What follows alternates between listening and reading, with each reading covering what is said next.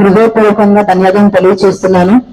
ఎందుకు అని అంటే ఒక యాక్టర్ గా ఉంటూ ఒక యాంకర్ గా ఉంటూ నేను మోసపోయాను అని తెలుసుకున్న తర్వాత నాకు ఫస్ట్ సపోర్ట్ గా వచ్చింది మీడియా వాళ్ళే.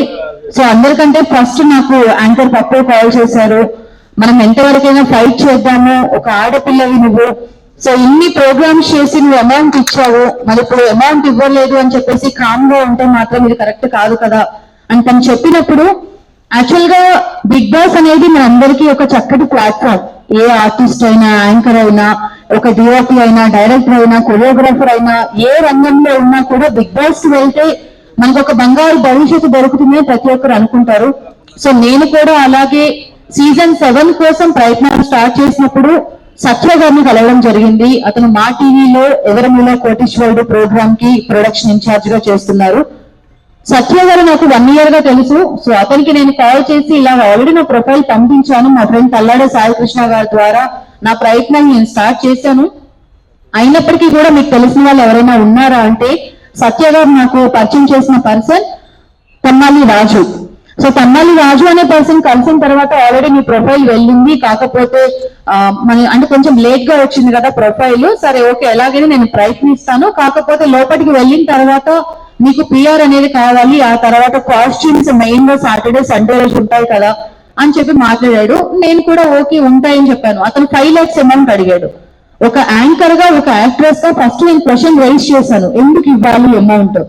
అతను చెప్పింది, నువ్వు బయట ఉన్నా, నువ్వు ఓన్ గా కాస్ట్యూమ్స్ తీసుకున్నా మీరు అమౌంట్ పే చేయాల్సిందే కదా, లేదు మీరంటూ స్పెషల్ గా సపరేట్ ఒక పిఆర్ అని పెట్టుకోవాల్సిందే కదా అని మాట్లాడడం జరిగింది. నేను అన్నాను ఓకే, తల్లాడ సాయి కృష్ణ గారు ఉన్నారు, నేను నమస్తే సేజీ అని మిస్టరీ మూవీకి హీరోయిన్ గా చేశాను, నాకంటూ పర్సనల్ గా నేను మాట్లాడుకుంటాను అంటే, అలా కుదరదమ్మా, నువ్వు ఒకవేళ బయట ఎవరినైనా మాట్లాడుకుంటే ఎవ్రీ ఫ్రైడే ఒక న్యూ మూవీ వస్తుంది, లేదు అంటే బయట ఏదైనా ఒక హాట్ టాపిక్ కానీ ఏదైనా ఒక సెన్సేషన్ న్యూస్ వచ్చినప్పుడు అతను నీ కోసం వర్క్ చేస్తాడా, బయటకు వెళ్ళి వర్క్ చేస్తాడని మాట్లాడాడు. సో అప్పుడు నేను ఆలోచించి ఓకే, నేను హౌస్ లోకి వెళ్ళిన తర్వాత నాకంటూ పర్సనల్ గా ఉండి వర్క్ చేస్తారు కదా, ఓకే నాకంటూ ప్రతిదీ వాళ్ళు చూస్తుంటారు కదా అని ఒక ముఖ్య ఉద్దేశంతో నేను 2,50,000 రూపాయలు జూన్ నెల ఫస్ట్ వీక్ లో ఇవ్వడం జరిగింది. ఎట్ ఏ టైం 2,50,000 ఇవ్వలేదు, ఒక 10 days లో అన్ని కూడా ఆన్లైన్ ట్రాన్సాక్షన్స్ చేశాను. సో అప్పుడు నేను మాట్లాడినప్పుడు అతను ఎంత కాన్ఫిడెన్స్ గా చెప్పాడు, నేనేమి నిన్ను బ్యాక్ బోర్డ్ నుంచి పంపించడం కోసం కాదమ్మా తీసుకునేది, నేనేమో నా స్వార్థం కోసం తీసుకోవట్లేదు, సత్య గారు అంటే నాకు అభిమానం, సో ఆయన త్రూ ద్వారా నువ్వు నాకు పరిచయం అయ్యావు కాబట్టి నేను నీకు ఒక అన్నగా హెల్ప్ చేస్తున్నాను అని తను చెప్పడం జరిగింది. సో అప్పుడు నేను నమ్మి అమౌంట్ ఇచ్చాను.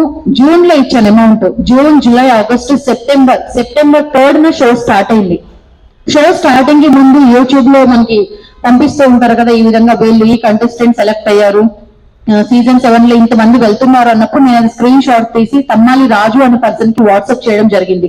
ఏంటన్నయ్య నా ఫోటో రాలేదు అని తను చెప్పాడు, అదంతా ఫేక్, అసలు ఫస్ట్ నువ్వు యూట్యూబ్ వాళ్ళని ఛానల్ వాళ్ళని నమ్మడం ఆపేసాయి, నువ్వు ఏది చెప్పినా నేను చెప్పిందో నమ్ము. సో సెప్టెంబర్ 3rd కి కదా షో స్టార్ట్ అయ్యేది, రేపు వెళ్తావు అనగా కూడా నువ్వు ఎవరికి చెప్పకూడదు, 3rd person కి చెప్పడానికి అవకాశం లేదు, నువ్వు 3rd person కి చెప్పి నువ్వు రిజెక్ట్ చేస్తారు అని చెప్పడం జరిగింది. సో నేను సెప్టెంబర్ 3rd వరకు వెయిట్ చేశాను. షో స్టార్ట్ అయ్యాక మళ్ళీ కాల్ చేశాను, అడిగాను ఏంటి మళ్ళీ నాకు కాల్ వస్తుంది అని చెప్పారు, రాలేదంటే వైల్డ్ కార్డ్ ఎంట్రీ. మళ్ళీ కాల్ చేసి అడిగితే సీజన్ 7 ఉల్టా, సో లాస్ట్ 1 month వరకు కూడా వెళ్ళే అవకాశం ఉంది అని. సో అక్టోబర్, నవంబర్ లో నేను గ్రహించాను అతను చీట్ చేశాడు, ఇంకా నన్ను పంపించినప్పుడు ఇంకా నా అమౌంట్ నాకు రిటర్న్ తిరిగిస్తే బాగుంటుంది కదా అని చెప్పేసి నేను అగ్రిమెంట్ నవంబర్ నెలలో రాపించడం జరిగింది. అమౌంట్ జూన్ లో ఇచ్చాను, అప్పుడేమి అమౌంట్ ఇవ్వలేదండి. సో నేను ఎప్పుడైతే మోసపోతున్నానని తెలిసిందో అప్పుడు అగ్రిమెంట్ తీసుకున్నాను అండ్ చెక్ కూడా ఇచ్చాడు నాకు. అండ్ ఆ చెక్ ఇచ్చినప్పుడు తను ఆధార్ కార్డ్ ఫొటోస్ కానీ ఆ తర్వాత అగ్రిమెంట్ కానీ ఇవన్నీ ఇస్తూ, నేను అనే పర్సన్ ని మోసం చేసే వాడినైతే నేను నీకు ఇవన్నీ ఎందుకు ప్రూఫ్స్ ఇస్తానని నమ్మించాడు. సో డిసెంబర్ 20 వరకు వెయిట్ చేశాను. డిసెంబర్ 21కి కాల్ చేసి మాట్లాడితే, అదేంటమ్మా అమ్మాయిలు అడుగుతున్నావు, పల్లవి ప్రశాంత్ ఇష్యూ జరుగుతుంది కదా, ఆ ఇష్యూ కంప్లీట్ అయిన తర్వాత నీకు అమౌంట్ వస్తాయి అని చెప్పాడు. మళ్ళీ జనవరి 1st కాల్ చేశాను, లాస్ట్ అమ్మా నీకు జనవరి 6వ తారీఖు ఇస్తాను, ఆ తర్వాత నీకు అమౌంట్ ఇవ్వకపోతే నువ్వు ఏమైనా చేసుకొని మాట్లాడారు. నేను మళ్ళీ జనవరి 6వ తారీఖు కాల్ చేసి మాట్లాడితే, ఈ బిగ్ బాస్ టీం వాళ్ళు మీకు మార్చి 1కి ఇస్తా అన్నారమ్మా అని చెప్పాడు. సో నేను అన్నాను, నేను అమౌంట్ మీకు పిఆర్ కోసం కాస్ట్యూమ్స్ కోసం ఇచ్చాను, మీరు ఎవరికైతే అమౌంట్ ఇచ్చారో దానికి కాన్ఫరెన్స్ పెట్టండి అని. సో అతను కాన్ఫరెన్స్ పెట్టలేదు, టాపిక్ వేరే వైపు డైవర్ట్ చేసి నువ్వు సీజన్ 8 లోకి ఎలా వెళ్తావు నేను చూస్తా, అసలు ఇండస్ట్రీలో ఎలా ఉంటావు నేను చూస్తాను, అసలు హైదరాబాద్ లో ఎలా ఉంటావు నేను చూస్తాను, నాకు బెదిరించడం స్టార్ట్ చేశాడు. నేను ఇప్పుడు అంటే ఓకే రైట్. ఈరోజు బిగ్ బాస్ 7 సీజన్ ఆల్రెడీ 2 తెలుగు రాష్ట్రాల్లో సంచలనం సృష్టించింది. పల్లవి ప్రశాంత్ కేసు నుంచి కూడా బిగ్ బాస్ 7 ఎంతో అంటే చర్చనీయాంశం, ప్రపంచవ్యాప్తంగా తెలుగు ప్రజలు మొత్తం ప్లస్ బాలీవుడ్ హాలీవుడ్ కూడా వెళ్ళిపోయింది.